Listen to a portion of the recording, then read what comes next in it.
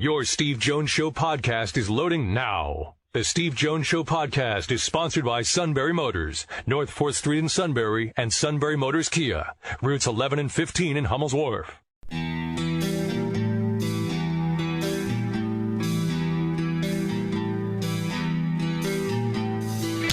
Sports talk where your voice counts. This is the Steve Jones Show on News Radio 1070 WKOK. Now from the Sunbury Motors Studio, here's Steve Jones.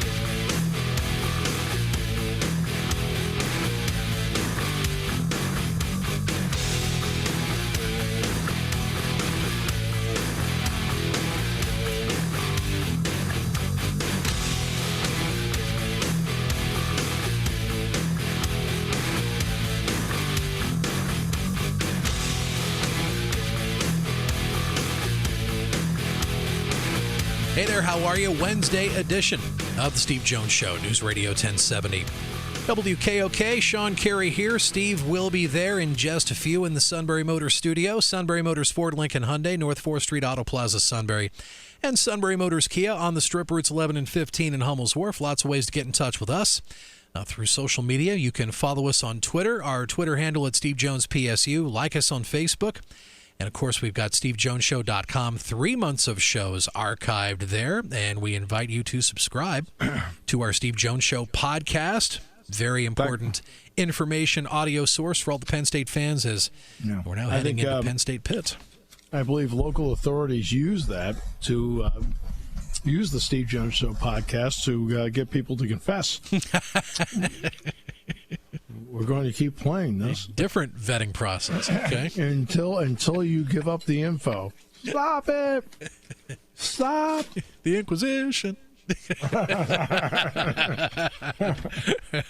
iTunes, Google Play, we're there. Search Steve Jones Show. And thanks ahead of time for doing that. Absolutely. I'll tell you, we have Bob Flounders on. Bobby Flo, 4:35, yes. Adam Bittner today. Tomorrow, Rich Scarcella, high school roundtable. Now, do we have the lineup for the high school roundtable set? We sure do. Of course, we'll have our power trio, Suit, Zach Showers, Greg Wetzel in studio.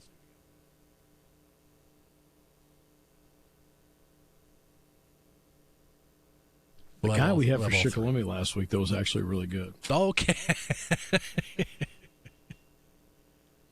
I haven't heard anything different. If there's any big meeting going on at this time tomorrow afternoon that will put him in a different direction. The meeting he had last week was with himself. Well, no, 3 people, me, myself, and I. But Shikellamy gets Loyal Sock Friday night. And then he got into an argument. That got really interesting there. And it got heated. Yeah, pretty intense. He just... I was told it got really personal. I said, well, he was talking to himself, right? I said, I hate you. No, I hate you. That's first take after first take.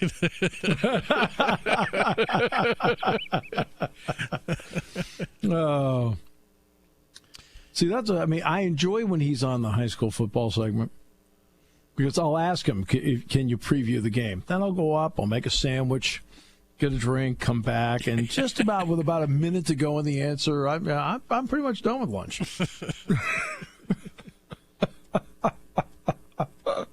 See, if I were to do that during this show, that'd be the one time where you'd call my name out and you'd be like, okay, where is he? Where'd he go? Hey, but after that, you would show deep concern because that, very rarely that would happen. I'm not there ready to go to reply back. Oh, I know that. But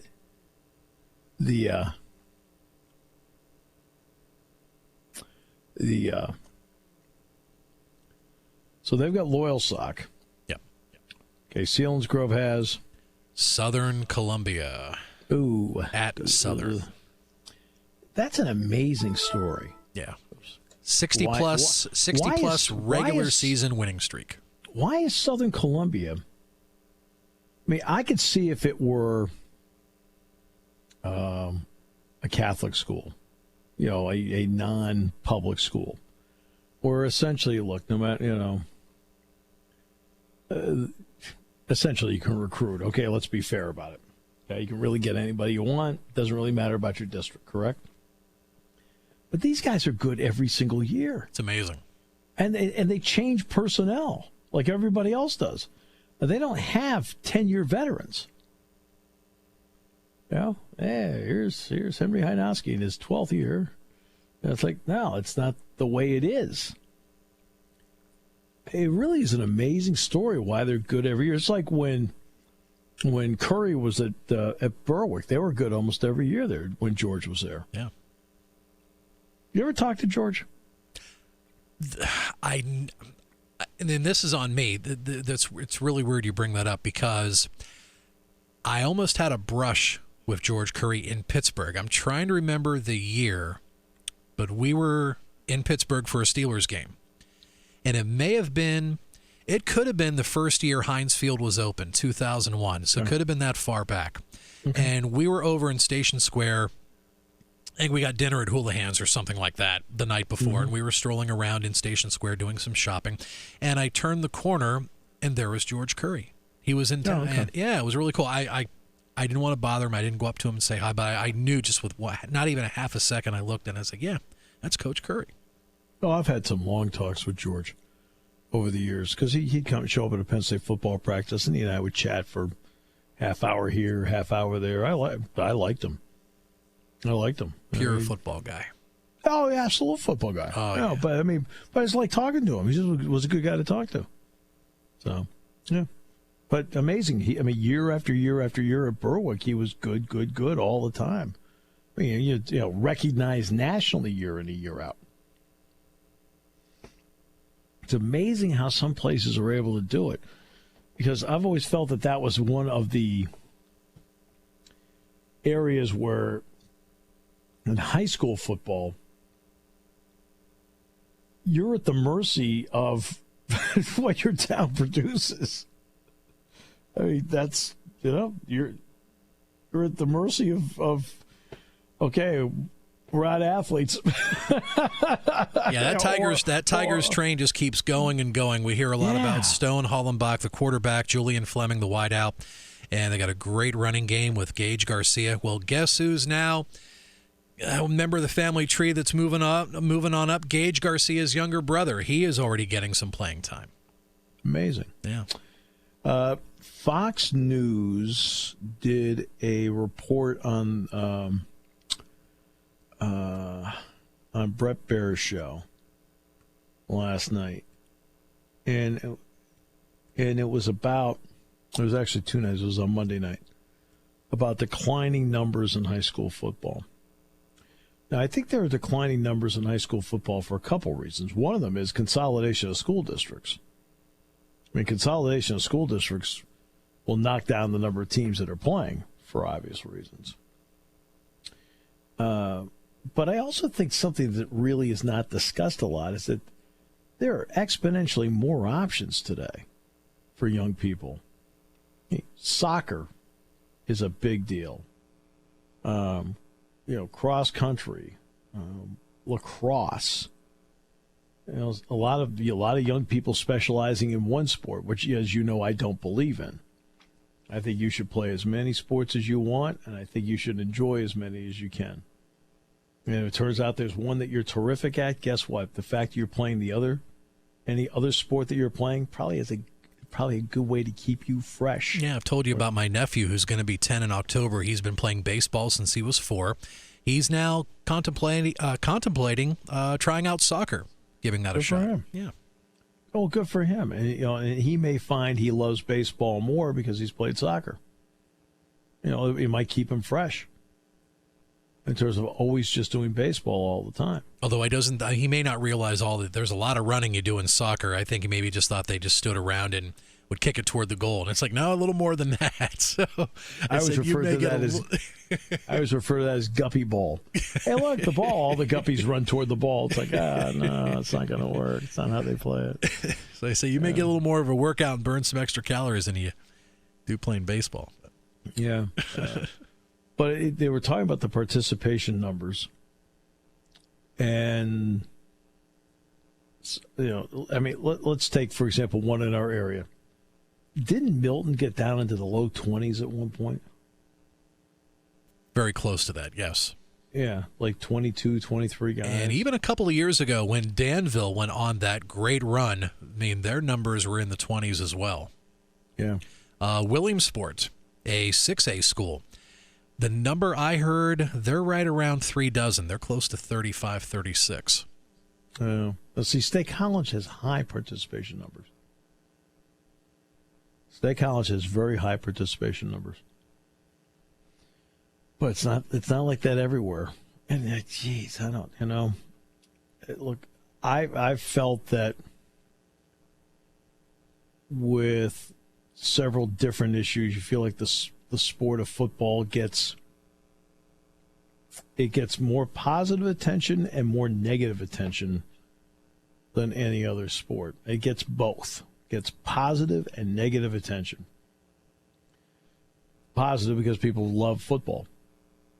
Negative because of items such as injuries, concussions, PTSD. It's like I've mentioned many times with Aaron Hernandez. Now, the NFL is financially the big kahuna. So if there were to be a lawsuit filed by the family anywhere, the lawsuit probably would not be toward Bristol Central High School and School District in Connecticut. It would not be at the University of Florida. It probably would be the NFL because they have the money. Okay, but nobody can tell you when Aaron Hernandez started developing PTSD. Nobody knows what level. For all we know, he was on the road to it in high school in Connecticut. For all we know, he was on the road to it at Florida. Nobody knows. Yeah, or the NFL. I mean, everything's relative in terms of the velocity of a hit and the development of a person's body. It's relative. So you don't know where along the way that it could potentially have started it or happened. But these are the things we talk about with the NFL today. And with football. So I do get concerned about numbers going down because, I mean, when I was growing up, it was a big deal to play high school football. Big deal. Yeah, that was the big story last year with Bucktail, the smallest Class A team in Pennsylvania out in Renova, western portion of Clinton County. They were flirting around 15, 16 kids last year, and they did enough where they were able to get into a playoff game. It's just an incredible story what they were able to achieve last year. Yeah, I mean, but boy, you'd like to see those numbers between 40 and 50 if it's possible. But, I mean, there's nothing we can do about it. I mean, young people and families have to make their own choices as to what they think is best for themselves or their child. And I'm not going to dispute those choices, not in the least. Not in the least. I mean, because, again, those choices are personal. Now, idealistically, I'd love to see the numbers be there because I think it's a great sport. I mean, great sport. You really do need everybody working together to make it work. There's so many positives to me that come out of it. I mean, it's just me. I mean, others, may have a different opinion, and I would never dispute somebody else's if they have a different opinion when it comes to something like this. We might feel differently about it. Doesn't mean I don't respect your opinion if you're concerned about injuries, you're concerned about concussion. I got that. I understand that completely. Yeah, obviously I was very fortunate. I got through it. I've got two pinky fingers that are, one's bent slightly to the right and one is crooked at the top. That's about, for me, that's how I came out. I didn't, Now, you may dispute vigorously after listening to the show for 7 years about me not suffering a concussion, but I didn't when I was in high school, playing high school football. I did not suffer a concussion, despite you listening to the show and having a different opinion. Or what Kevin says. Yeah, Kevin makes me more real to everybody, I think.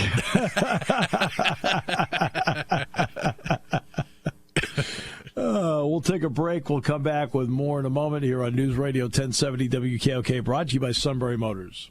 When it comes to car buying, there's the other guy's way, and then there's the SMC way. The other guys force you into a vehicle you really don't want. The Sunbury Motors way lets you take the time you need to browse, ask questions, and take the test drive and think on it. For over 100 years, the Mertz family and all their employees have made your experience the most pleasant one you'll ever have.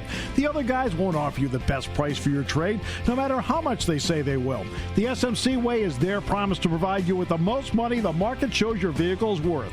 The SMC way is to offer you all applicable factory rebates on new vehicles and generous discounts. Looking for a pre-owned vehicle? The SMC way checks each vehicle with a 200-mile radius to determine the lowest price, then beat it. It's the lowest price promise, just part of the SMC way. The choice is up to you. The other guy's way or the SMC way. The SMC way wins every time. Sunbury Motors Company in the North 4th Street Auto Plaza, Sunbury, and at sunburymotors.com. Selling more cars and satisfying more customers for over 100 years. News Radio 1070 WKOK. We are Penn State. Near corner throws for Sutton, knocked away, intercepted! Amani Oyewere, and the Nittany Lions win it! Saturday night, the Nittany Lions play at Pitt at Heinz Field. The tailgate show starts at 6:30 and kickoff is at 8. Nittany Lions football on News Radio 1070 WKOK. It's sponsored in part by Register Chevrolet and First National Insurance.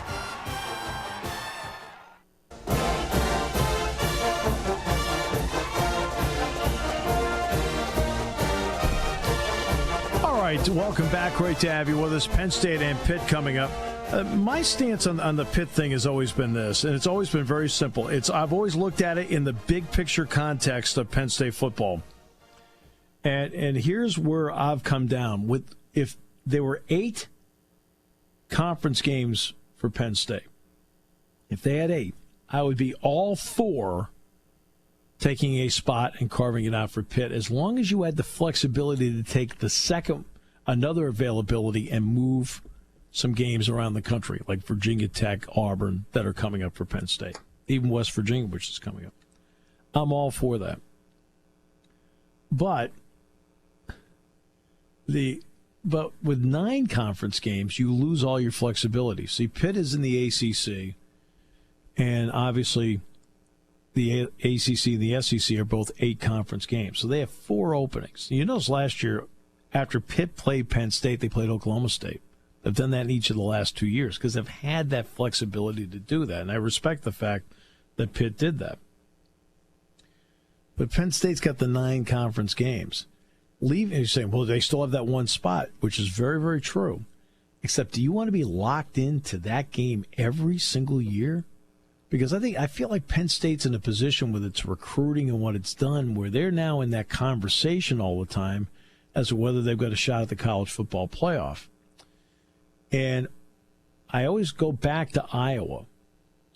Iowa under Kirk Ferentz has had some really good years, but they're never in the conversation for everything. And I think part of it is they're locked into that game with Iowa State every year. And in-state, that's a big deal. Nationally, everybody goes, who cares? You never notice Iowa never plays USC. They never play Texas. They never play Alabama. They never play Washington. They never play Auburn. They never play Virginia Tech. They don't play. Iowa doesn't go out and play anybody because they are forced to play that game with Iowa State every year. And I think that takes away something. And of course, the cause is the 9th conference game. That's the cause. I mean, I want to see Penn State play Auburn. I want to see them play Virginia Tech. I want to see them go out and maybe schedule Texas or somebody else. I've enjoyed doing Penn State Notre Dame games. I've enjoyed doing Penn State Alabama games. Didn't work out when they played Alabama, but I enjoyed the fact they did it. I feel like Penn State's a national program. That doesn't mean Pitt can't win on Saturday night. Of course they can. But I feel like Penn State is not a regional program. It's a national program. At least that's my opinion of it. Maybe you have a different opinion. Adam Bittner coming up. Hear every moment of the Penn State football season no matter where you are. Listen to WKOK.com and the Sunbury Broadcasting Corporation app to stream every Penn State football game. Presented by W&L Subaru. Hear the tailgate show, the game, and the post-game show on News Radio 1070 WKOK, and now available at WKOK.com and the Sunbury Broadcasting Corporation app. Presented by W&L Subaru in Northumberland. Putting families in safe, reliable vehicles since 1972. Taking your calls at 800-795-9565. This is The Steve Jones Show on News Radio 1070 WKOK. Now, from the Sunbury Motors Studio, here's Steve Jones. All right, Sunbury Motors, 4th Street in Sunbury. Sunbury Motors Kia, routes 11 and 15 in Hummel's Wharf. Great to have you with us on the show today. Adam Bittner in a few moments. We'll talk about Penn State and Pitt. Going down to Pittsburgh to talk with him. Time now for this date in sports history.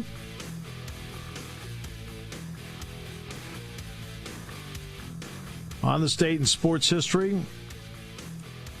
2016, Mike Ferlazzo blows people away with a Shikellamy broadcast they say is the best they've ever heard. I'm sorry, that's not on here. It's actually on what you sent me, isn't it?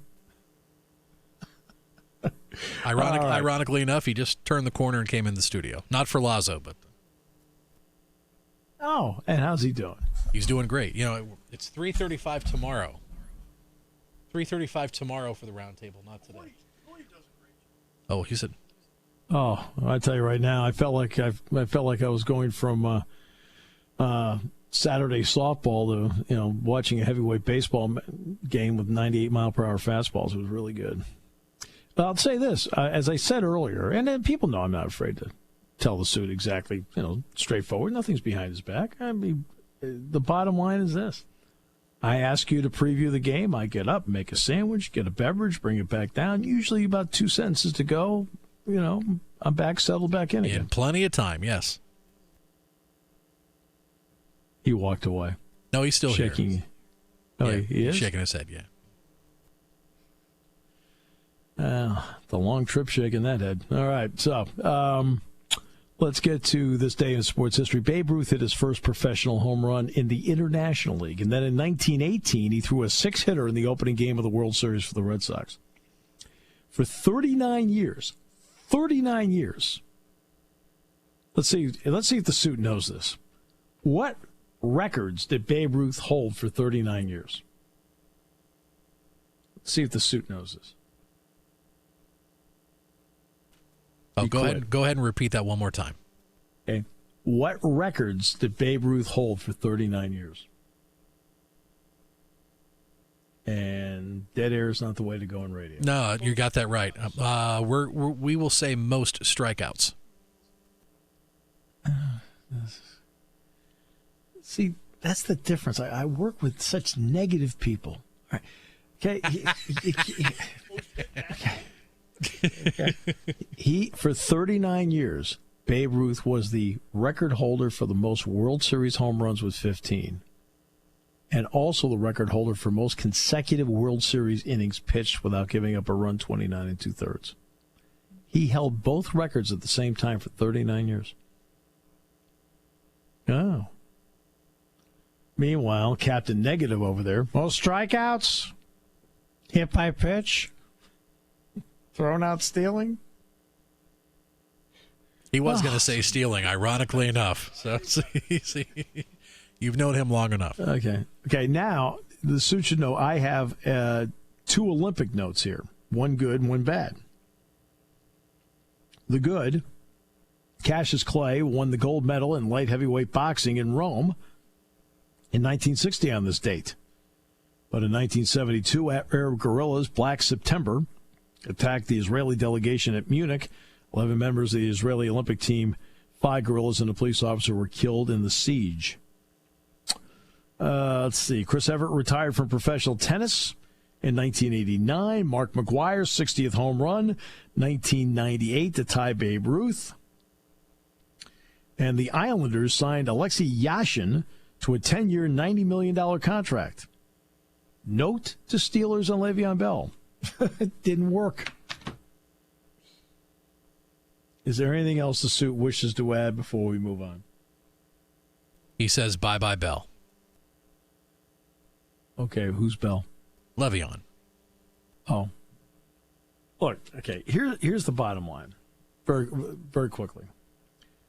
I'm going to guess that the two of you are not enamored with the money part. Would that be correct? Oh, yeah. $17 million a year he thinks he should get, or something close to Todd Gurley money? No. Right. Yeah. And the suit would concur with that, right? Oh, yeah. Okay. The average person cannot possibly relate to the numbers pro athletes get. You can't relate to $30 million for Aaron Rodgers. You can't relate to Todd Gurley's contract. You can't relate to the fact that at minimum this year, Le'Veon Bell's going to make $14.5 million. But our jobs and the pay scale that we have, whether it be in radio or construction or working for a school district, the pay scale is different because the National Football League is a $14 to $15 billion industry. Thus, their pay scale is going to be exponentially different than ours. Now, on a relative scale, as a receiver and as a runner, I believe Bell has had 739 touches total the last 2 years. You know, and he had, 85 catches last year. To go with the fact that he had 300 touches as a running back. That's a lot. That's also a lot of offense that you've built around one guy. So he's looking at it and saying he sees what Antonio Brown gets, he sees what Todd Gurley gets, and he's saying, look, I've got to be one of those guys that's paid like that because I do both. That's what he's thinking. So that's his side of it. He also has absorbed a lot of punishment over his 5 years. He feels this is the time for him to cash in. So there's his side of it. Now let's go to the Steelers side of it. The Steelers side of it's a little bit different. All right? This is not a case of the Pittsburgh Steelers being cheap. That's not it. Not to me it is. I don't think in any way, shape, or form this is the Steelers being cheap about this. We don't want to pay somebody. To me, they've got to make a very, very difficult call on Le'Veon Bell. And the difficult call is this. If we give him the money, does he have the shelf life to make it to the end of the contract? Baseball's been the perfect one. Robinson Cano, 10-year contract. Okay. What are the results?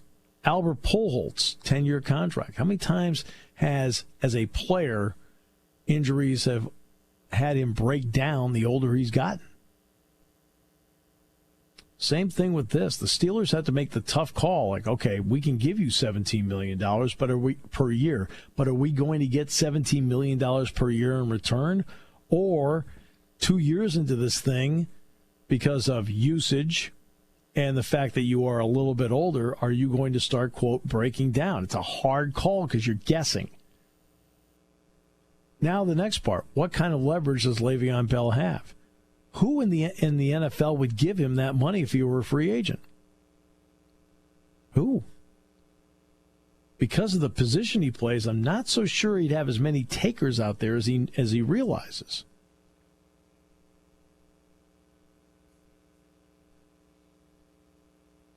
Well, yeah, you talk about the number of touches the last 2 years. I mean, that's the thing with Bell and his agent. They just don't want the Steelers to grind him into the ground this season. Well, if he shows up at Week 10, they won't do that, which is a distinct possibility, by the way. He could show up in Week 10. All right. Let's bring in Adam Bittner now from Pittsburgh. Adam, welcome back. Great to have you with us.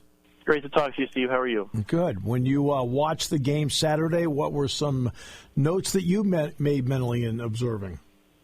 You know, I think the things that stuck out to me, were kind of the breakdowns that you saw, especially on the defensive end. I think there were some mistakes. Juwan Johnson's drops kind of stick out on offense, but at the end of the day, they scored 45 points. But to me, I think James Franklin's halftime interview was pretty much on point. Is that you had a lot of plays where almost everyone was doing everything right, but one or two guys may not have been, and it made a huge difference in the game and some of the big plays that Appalachian State was able to capitalize on. What was your feeling in the performance of Miles Sanders? I thought he looked great, especially when it seemed there were his performance, or at least the carries he got, was a little bit uneven, and sometimes I think his performance looked like that at times, but when he was able to get, into a groove, I think, especially in that overtime session, I think you saw what he was capable of.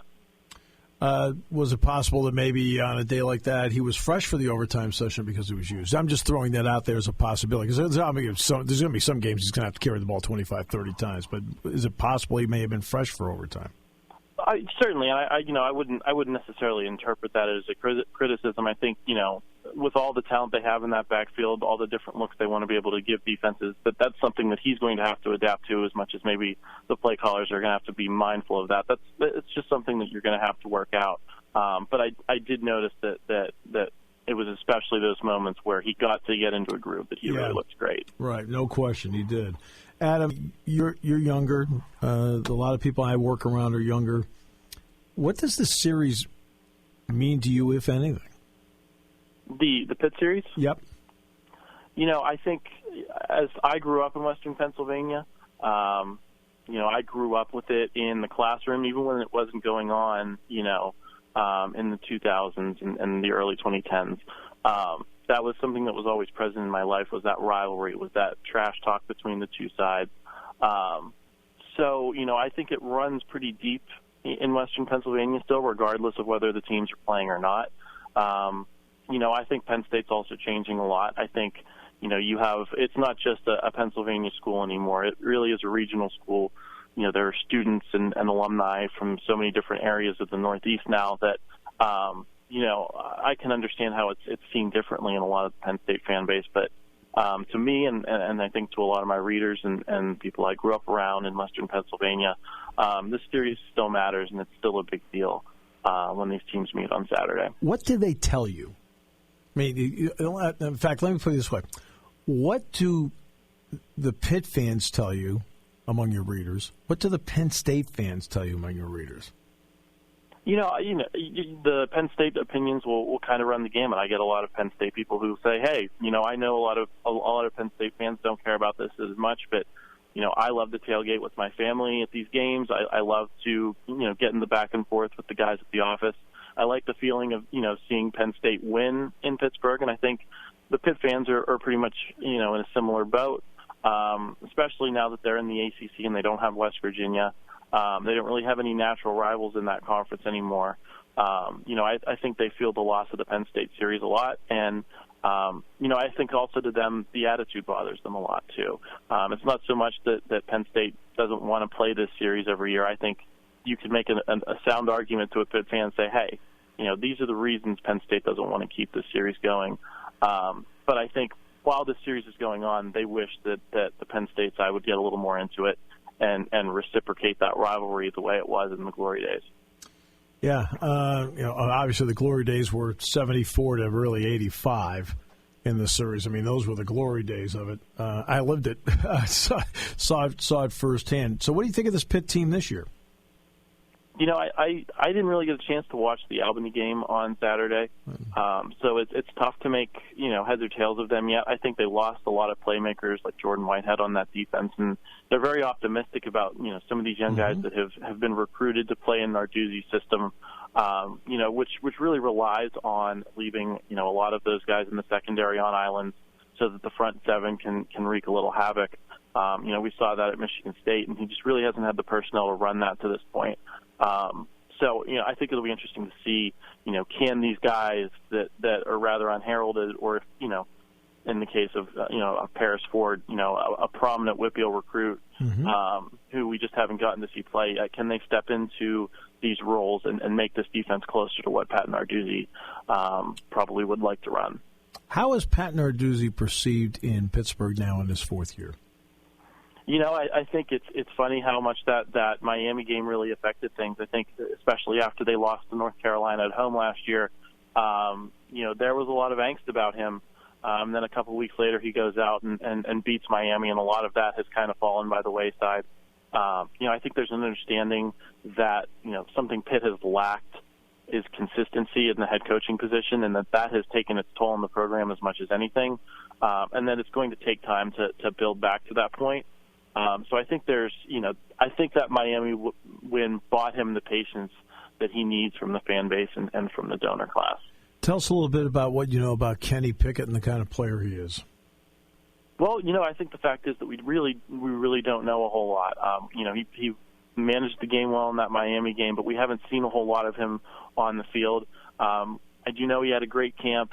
For a while there, he had not thrown any interceptions, and he's a young player. I've heard comparisons to Trace McSorley in some ways. I don't know if I've seen that or observed that personally, but I think the attitude and the winning mentality is something that a lot of people have brought up. So I'm interested to see how that plays out on Saturday. Now let's turn it the other way. I asked you about how Pat Narduzzi is perceived down there in Pittsburgh. How is James Franklin perceived?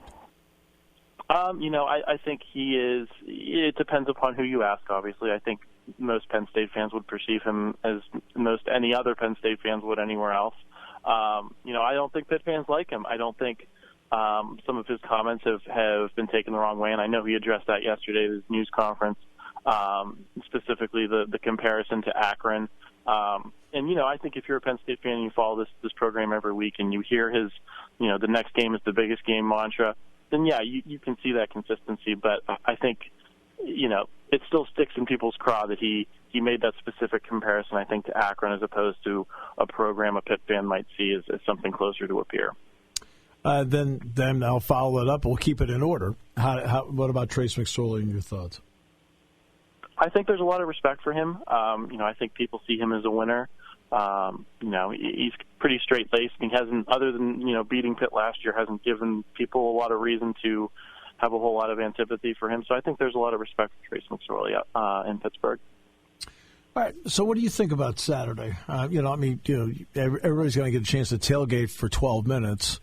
From 6:06 to 6:18 is the designated tailgating time. Considering do you even think there's going to be 10,000 at the Pirates game? Seriously. Well, actually, I think it's actually, and I brought this up on Twitter the other day. It's Felipe Vasquez bobblehead day, or it was supposed to be Felipe Vasquez bobblehead night. So I do think it's possible that even though most people have tuned out the Pirates at this point, that they have sold a lot of tickets and that they can't bank on those people not showing up. So I kind of understand the argument there. Yeah, but what are you going to do? How are you going to handle your 12 minutes of tailgating? That's all you're allowed. I don't know. Frankly, I'm probably going to try to be somewhere off campus. A lot of those lots aren't governed by those rules. Adam, you kind of got to know where to go. These are tough decisions, man. People are looking for guidance. How do you handle your dozen minutes?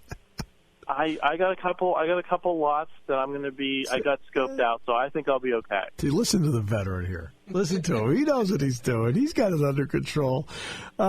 Just quick thoughts on what you think could possibly happen. I like Penn State as a pretty comfortable favorite. I don't think it's going to be the blowout that I think a lot of people are hoping for. I think it's going to be a difficult environment for Penn State to play in. I think you can be optimistic about this offense and these playmakers that we saw do big things on Saturday. But there's still some things that they're going to have to iron out, and this is their first real test. So I think it'll be I don't want to say necessarily shootout, but a dogfight. And I think Penn State's going to win, but I think it's going to be closer than a lot of people are hoping or maybe thinking it will be. Adam, complete pleasure. Thanks so much. It's great to hear you again. Absolutely. Great to talk to you too, Steve. All right. Boy, the email traffic has been... Okay. Something here. Some of the requests. Let's see. 2 questions. This is from Tim.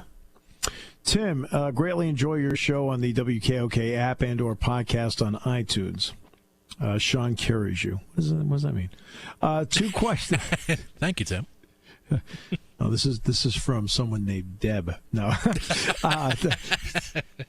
So Tim writes, greatly enjoy the show. I appreciate that very much, Tim. Regarding the future of the Temple road game, why isn't anybody asking the most relevant question? How much money is Penn State getting to play there? That might be one, Tim, where there's a transportation number in there for both Penn State and Temple when Temple comes here and Penn State goes there, and that the home team gets to keep the gate. Okay, so that might, I'm not sure of that, but sometimes you get into some of those games, and that sometimes is the arrangement, believe it or not.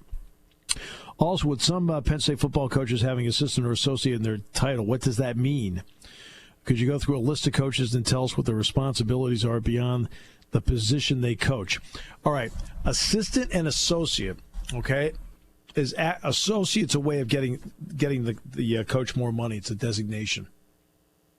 So if you see associate head coach, blah, blah, blah, whatever it is, versus assistant coach, the associate coach on the pay scale, because of the title, gets more money. So that's a way to get a coach more money. Okay? Other responsibilities, let's see. A lot of these have additional responsibilities on special teams.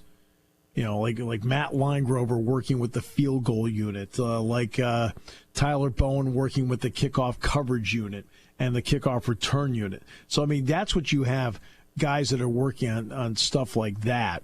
That's where the special teams part comes into it. Jaywan Sider working with the kickoff return guys, Donnie Corley working with some of the kickoff coverage guys, same. So you have guys working on special teams beyond their specific position. So I hope that answered your questions, Tim. But again, the bottom line is when it comes to associate and assistant, okay, the title is a designation that opens the door for more money. Okay, that's what it's opened up for. I named Sean associate co-host. More money. Sean, huh? We'll come back, second hour of the show, including Bob Flounders here on News Radio 1070 WKOK.